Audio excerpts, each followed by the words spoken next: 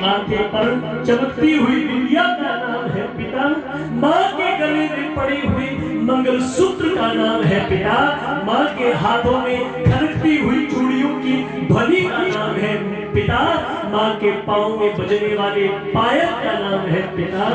और जिस दिन पिता जिंदगी में नहीं रहता है उस दिन सिर्फ पिता ही नहीं रहते हैं, माँ के मांग का सिंदूर नहीं रहता है, माँ के माथे की वो बिंदिया नहीं रहता है, माँ के गले का मंगलसूत्र, हाथों में खनखनाती हुई चूड़ियों की ध्वनि बंद हो जाया करती है जिस दिन जीवन में पिता नहीं रहता।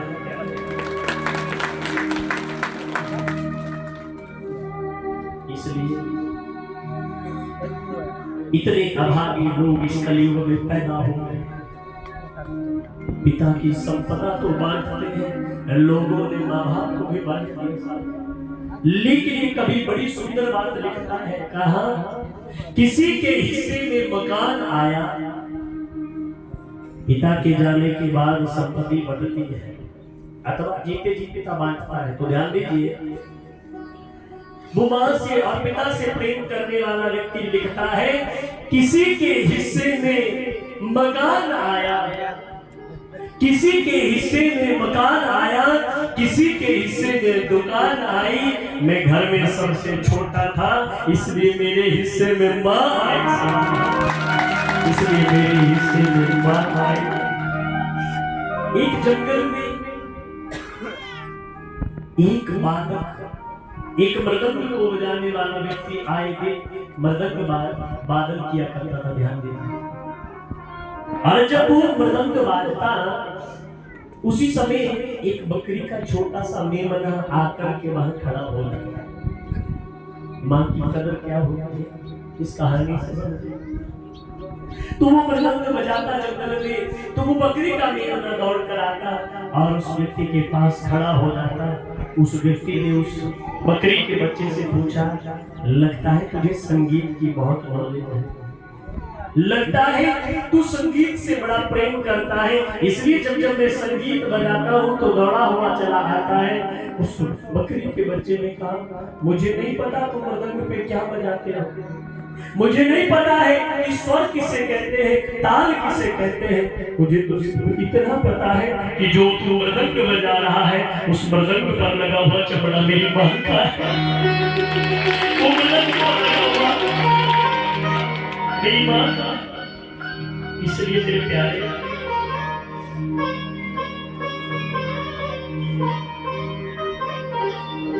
जीते जी मां बाप की सेवा कर, कभी भी अपने माँ बाप को मत सताना। हर बात को तुम भूलो भले, माँ बाप को मत भूलना, चाहे लाख कमाए धन दौलत, ये बंगला कोठी बनाया है, पर याद रखना माँ बाप ही ना खुश है तेरे, बेकार ये सारी कमाई, ये लाख नहीं ये खाक सब, इस राज को मत भूलना। धन्य है ऐसे पुत्र जो जीते जी अपने माँ बाप के लिए ऐसे यज्ञ करवाते हैं। भैया पैसा दुनिया कमाती है, करोड़ रुपए परमात्मा सबको देता है, लेकिन मैं कहना चाहता हूँ धन्य है हमारी माता श्री की तीनों यशस्वी सपुत्र जिन्होंने अपनी नेक कमाई से परमात्मा के लिए अपनी माँ से इतना बड़ा यज्ञ करवाया। यही श्रेष्ठ पुत्रों का दायित्व होता है कि वो अपने सानिध्य में अपने माँ बाप के लिए महाराज उनके हाथों से दान करवाए, पुण्य करवाए। मरने के बाद तो बड़े बड़े लंगर दुनिया लगाती है, पर जीते जी जो अपनी माँ से लंगर लगवाए, माँ से भगवान की सेवा करवाए, इन्हीं को सदपुत्र कहा जाता है।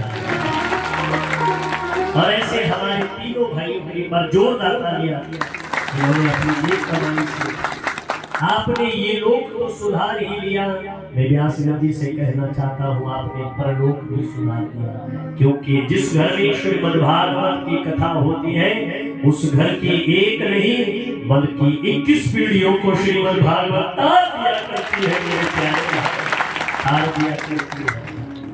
होगा तुम्हारे पास करोड़ों रुपए, तुम खाओगे। कितना तुमने बैंक में रखा है कोई नहीं देखता है, लेकिन साहब कितना तुमने पुण्य किया, कल को मर जाओगे वो बैंक में पड़ा रहेगा। जीते जी अपने हाथों से दान कर लेना चाहिए।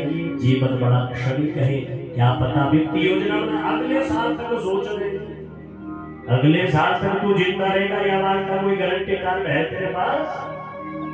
और मैं आपको कहूं ये जो कथा रखी गई पिछले महीने 7 तारीख से लेकर 13 तारीख तक जो है गोबर में कथा कर रहे थे। सुंदरनगर के पास में गांव है गोबर। और भाई श्री का हमारे कृष्ण भैया का हमारे पास फोन आया, गिरदास भाई का फोन आया, तो इन्होंने कहा महाराज जी आपके पास कोई भी समय हो तो आप दें। मैंने कहा अभी तो मई जून तक कोई भी डेट खाली नहीं है, लेकिन हाँ ये जो डेट भाई जी आपको अगले महीने की फरवरी में कथा कैंसिल हुई, क्योंकि ये कथा कहीं और होनी थी, लेकिन वहां किसी कारणवश परिवार में सेटिंग हो गई।